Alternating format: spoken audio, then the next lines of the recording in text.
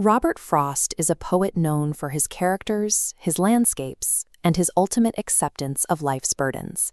In A Roadside Stand, he turns his focus toward the lives of the poor with pitiless clarity and deep sympathy. The poem is set at a modest little old house that has been extended with a newly built shed. It sits right at the edge of a busy highway where traffic speeds past without stopping. The owners use this shed to offer the only goods they have: wild berries in wooden containers and crook-necked golden squash covered in silver warts. The polished traffic from the city passes with a mind ahead. These drivers keep their eyes fixed on their destination, rarely giving a second glance to the roadside stand or the people vying for their attention. The people behind this stand aren't looking for a dole of bread or a simple handout. They are desperately pleading for some of the city money, the cash flow that supports the growth of urban centers, to help their own lives expand. On the rare occasion that a city dweller actually pauses their vehicle at the stand, the interaction is rarely a transaction. Instead of buying produce, they stop to complain. They act out of sorts because the artless paint of the stand and the clumsily drawn N and S signs are ruining their view of the countryside. They are surrounded by a beautiful mountain scene, but they focus entirely on the aesthetic blemishes of the farmer's storefront. For the travelers, the landscape is a visual product. For the stand owners, it is a site of survival. Even while sharing the same patch of road, these two groups are living in incompatible realities. News often circulates in these villages that these pitiful kin are slated to be bought out and relocated. The plan is to gather them into villages closer to the cities. They are promised a better life next to theaters and stores, a life where, supposedly, they won't have to worry about thinking for themselves anymore. Frost describes the people behind these plans as greedy good doers and beneficent beasts of prey. They use the language of mercy to mask a more predatory intent.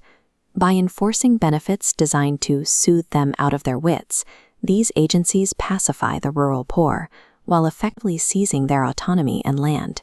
The resulting rescue functions as a calculated trap. It trades the independence of the rural working class for a life of passive dependency on urban centers. This system destroys the ancient rural way of life. By teaching the poor to sleep all day, it replaces their self-reliance with a state of perpetual enforced inactivity. This chart shows the specific economic function of that dependency. While the city experiencing rapid growth, that wealth is extracted from a declining rural baseline. The city money supports the flower of cities, keeping it from withering, while the countryside is drained. If we animate the flow of capital, we see financial assets looping exclusively within urban markets. The wealth that keeps the city blooming is actively diverted away from the producers in the country.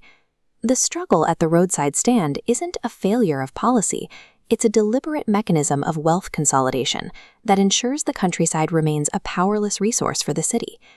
Back at the physical stand, the focus returns to the psychological toll of this divide. The farmers wait by an open window, locked in a state of constant expectation. Frost calls this a childish longing in vain. It is an almost open prayer for a customer that goes unanswered day after day. Then comes the squeal of brakes and the sound of a stopping car.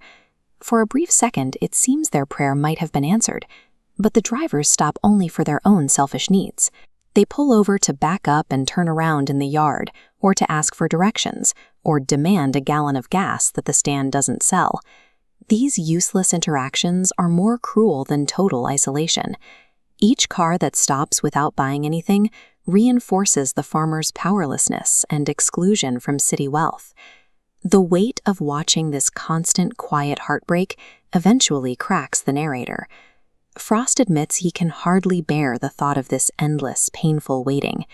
He even contemplates a dark, fleeting relief, putting these people out of their pain at one stroke to end their miserable condition.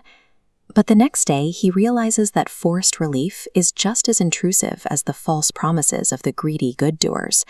There is no simple, sudden fix for a divide this deep. A roadside stand remains a timeless indictment of any society that accelerates its own progress while choosing to ignore the people left in its wake.